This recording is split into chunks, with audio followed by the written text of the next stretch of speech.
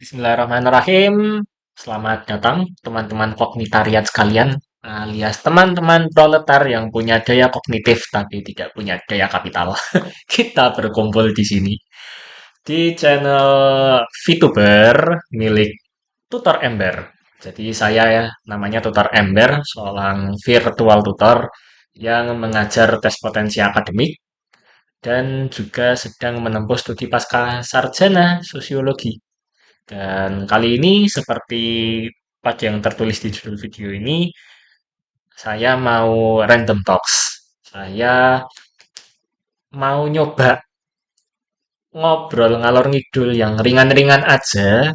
Kayak teman-teman VTuber lain, saya lihat biasanya pada bikin konten random talks, live stream, ngobrolin hal yang ringan, yang santai-santai. Dan ini pun saya nyoba bikin konten serupa gitu dengan konten yang berkaitan sama isu QLC, quarter life crisis, dan juga kuliah pasca sarjana di tahun 2025 dari perspektif dan pengalaman pribadi.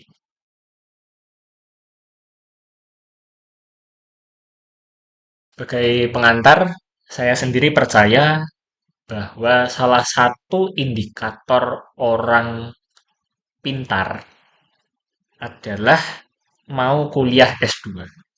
Mau kuliah S2. Bukan harus kuliah S2, bukan juga lulus kuliah S2, tapi mau.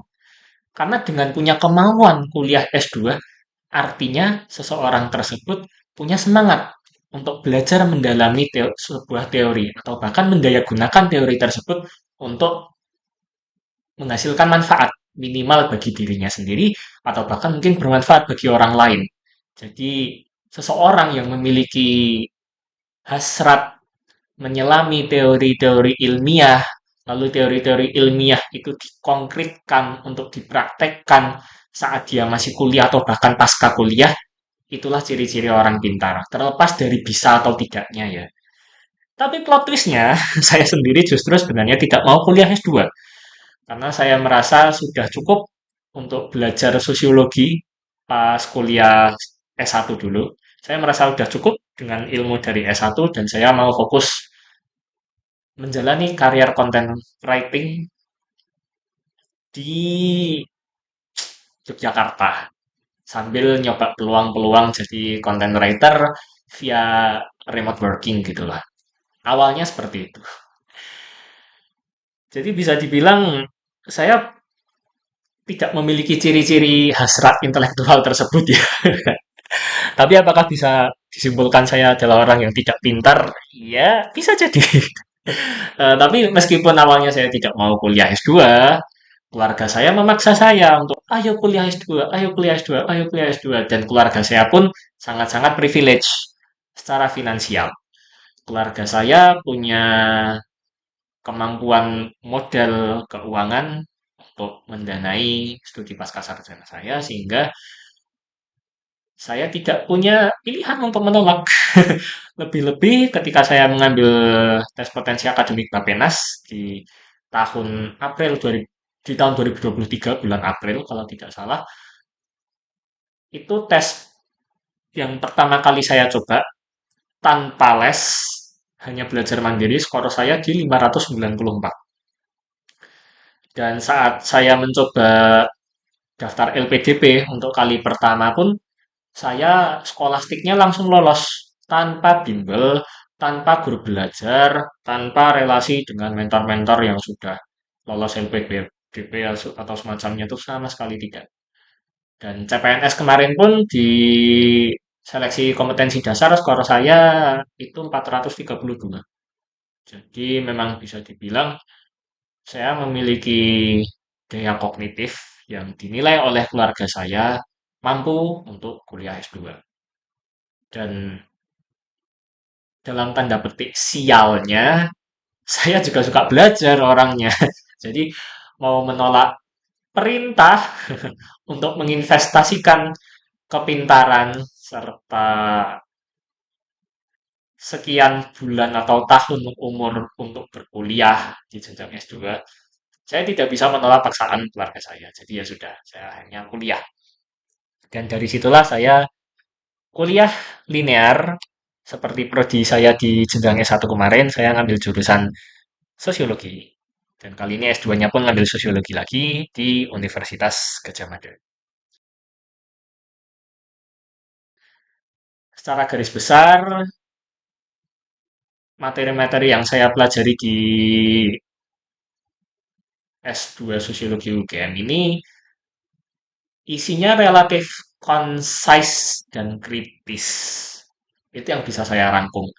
Jadi teman-teman yang belajar sosiologi di jenjang S2 di Universitas Gadjah Mada akan diberikan serangkaian materi yang padat sudah diprogramkan dalam totalnya mungkin 52 atau 56 SKS, mulai dari mengenali Auguste Comte sampai merelevansikan teori-teori postmodernisme dalam isu-isu terkini seperti misalnya dehumanisasi di era digital gitu. Itu nanti bakal dipelajari banyak. Konsentrasi di S2 Sosiologi UGM ada tiga, seingat saya ada Digital and Media Humanities, ada Identitas dan Kewargaan, serta ada Kebijakan Sosial. Saya mengambil konsentrasi yang pertama, Digital and Media Humanities.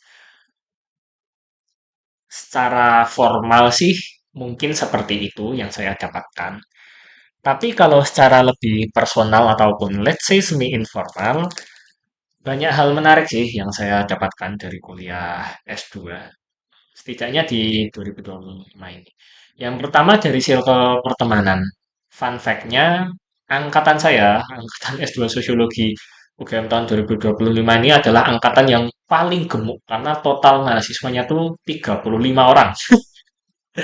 Hitungannya gemuk. Dan umurnya mayoritas atau bahkan nyaris semuanya itu di bawah 30 tahun. Kalaupun ada yang di atas 30 tahun itu kayaknya cuma satu orang dan dia umurnya tepat 40 tahun. Jadi kuliah S2 sekarang memang makin dominan diisi sama anak-anak yang umurnya 30 tahun ke bawah. Kalau saya sendiri umurnya 25 tahun seperti yang tertulis di judul video kali ini. Lalu hal-hal lain yang saya dapatkan dari kuliah ini adalah kenyataan pahit bahwa di satu sisi biaya kuliah itu mahal. Jadi untuk kuliah di S2 Sosiologi UGM tahun 2025 ini saya harus membayar 10 juta per semester, alias lebih dari 1,5 juta per bulan. Dan tentu saja keluarga sayalah yang berkonsekuensi penuh terhadap tuntutan biaya tersebut. Mereka memaksa saya untuk berkuliah dan ya sudah, mereka juga mau mendanai sehingga saya tinggal registrasi, bayar, dan jalan kuliah. Dan setelah jalan kuliah, jujur banyak kejadian-kejadian lucu yang bahkan tidak saya ekspektasikan akan terjadi. Apalagi di jenjang S2. Banyak drama juga. Tapi salah satu yang paling berkesan adalah saat saya menghadiri sesi kuliah pasca ujian tengah semester dari mata kuliah Ekonomi Politik Kebijakan Sosial Indonesia.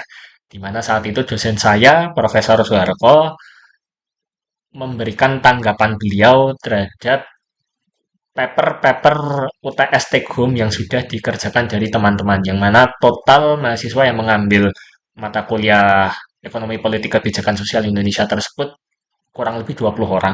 Dari 20 orang itu ada 3 paper yang dimention sama beliau. Dan salah satunya adalah paper buatan saya. Yang mana paper saya tidak membahas tentang kebijakan sosial yang ada di Indonesia, tapi justru membahas kebijakan sosial yang ada di Jepang, yang mana Profesor Soeharto sendiri kuliah pasca sarjananya di Jepang, dan beliau tidak tahu bahwa ada program yang namanya Fukasawa Symbiotic Housing, yang mana program itulah yang saya ceritakan di paper, yang mana itu simpelnya adalah sebuah program penyediaan rumah berbasis integrasi sosial dan ekologi yang sudah dibuat blueprint matangnya per tahun 1992 oleh salah satu profesor lokal di Jepang. Dan saya rasa blueprint tersebut bahkan belum bisa dibuat versi lokalnya di Indonesia di tahun 2025.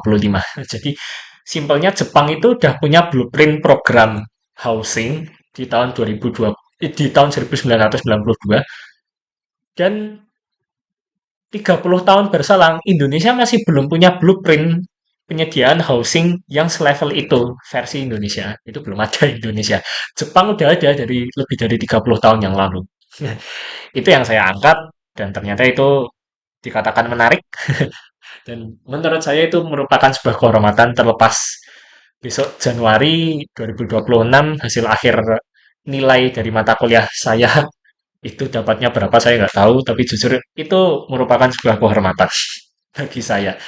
Dan itu saya kerjakan kayaknya nyaris tanpa AI sama sekali. Benar-benar dari proses pencarian idenya, benar-benar murni googling sampai nemu, tiba-tiba nemu aja. Awalnya dari Tapera, eh, dari bahasan tentang tapera atau tabungan perumahan rakyat ya kalau tidak salah. Itu saya tarik ke abstraksi bahwa tapera ini adalah program penyediaan rumah, lalu saya memiliki asumsi dasar bahwa bahasa halusnya program penyediaan rumah di Indonesia masih sangat-sangat perlu diperbaiki banget. Sehingga saya berasumsi lagi salah satu cara untuk memperbaikinya adalah dengan mencari role model dari luar Indonesia. Maka saya carilah negara maju mana yang sistem penyediaan rumahnya sudah bagus. Dan saya temukan negara Wibu alias negara Jepang yang memiliki Fukasawa Symbiotic Housing tersebut. Itu salah satu pengalaman yang paling berharga di samping pengalaman lain yang cukup berharga yang mungkin bisa saya angkat secara singkat di sini adalah pengalaman ikut kuliah sesi terakhir dari mata kuliah metode penelitian kuantitatif bareng Mbak Amel, seorang doktoral yang menurut saya sangat-sangat cerdas. Bahkan lebih banyak, lebih cerdas dari kebanyakan influencer so-called edukatif yang mungkin udah banyak dikenal yang ratusan ribu follower di Instagram. Nggak ada apa-apanya dibanding Mbak Amel ini. Dan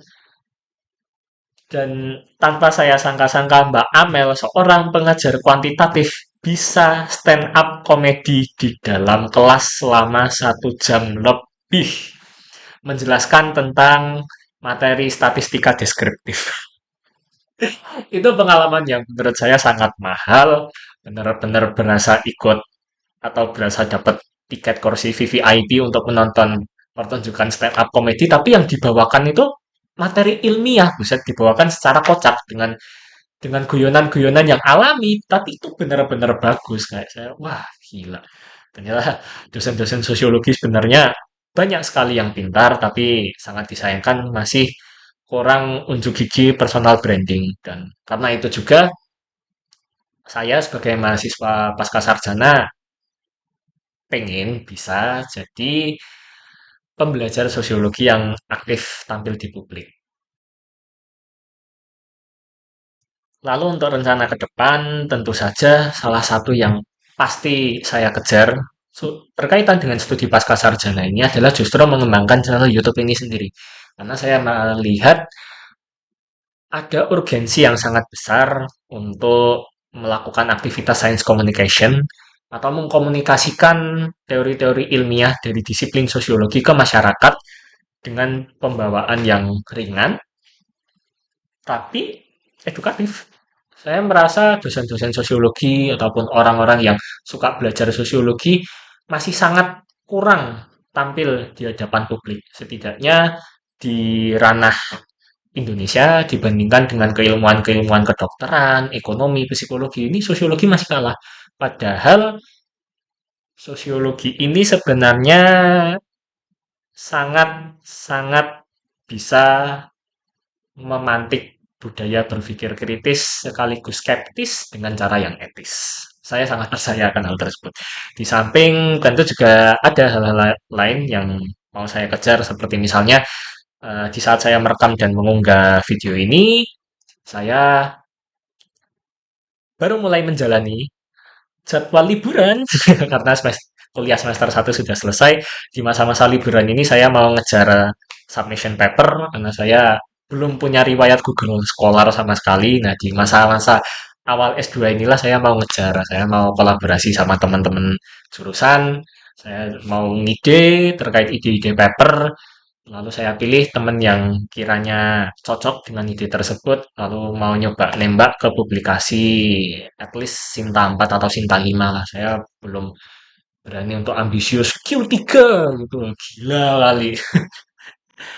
Lalu juga saya tentunya mau mengembangkan channel YouTube ini seperti yang sudah saya bilang dengan mengupload setidaknya satu video esai ringan seperti ini setiap hari. Pengen banget, saya pengen banget. Bisa atau tidak, saya tidak tahu. Tapi minimal saya pengen. Dan urgensinya memang ada. Di samping dari aktualisasi diri ataupun latihan soft skill.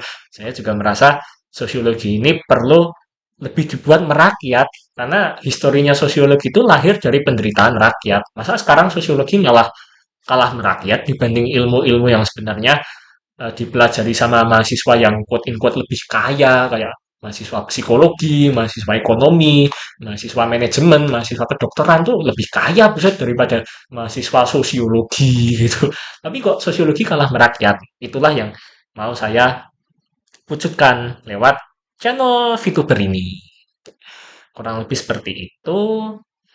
Dan kalau saya terlalu banyak cerita rencana, kayaknya nanti malah berakhir jadi wacana aja. Jadi lebih baik saya akhiri video ini dengan ucapan terima kasih buat teman-teman karena teman-teman kognitariat sudah menyimak video ini sampai selesai ataupun mungkin kalau loncat-loncat nontonnya juga tidak apa-apa. Kalau ada kritik dan saran silahkan dituliskan di kolom komentar atau mau bertukar pesan via Instagram, via email, boleh banget cek aja di kolom deskripsi. Kurang lebih ke kurang lebih seperti itu. Terima kasih dan sampai jumpa di konten selanjutnya dan salam kognitariat alias salam proletariat berkognisi.